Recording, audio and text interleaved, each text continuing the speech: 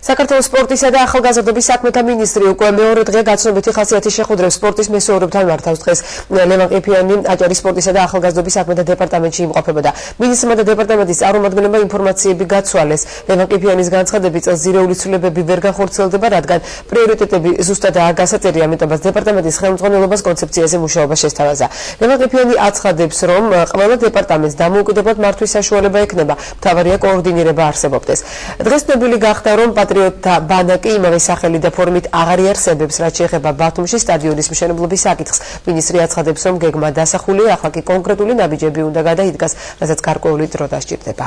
Ჩამოვიდეთ, გავეცნოთ აქაურ ინფრასტრუქტურულ პრობლემებს, გავიცნოთ ის ადამიანები, ვინც არიან ჩართული უშუალოდ სპორტის და ახალგაზრდული პოლიტიკის ფორმირებაში.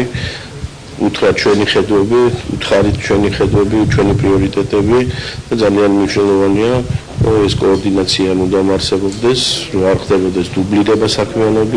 რაც შეეხება ჩვენთან მის ინფორმაციის მიწოდებას, ჩვენ მივაწოდეთ ელექტრონულად ეს ინფორმაცია, ეხლა ადგილზე რომ მოხდა შესწავლა, ამიტომ ამით არ შემოიფარგლება სრული ინფორმაციის მიწოდება. 2013 წლიდან დავიწყებთ დეტალურ შესწავლას.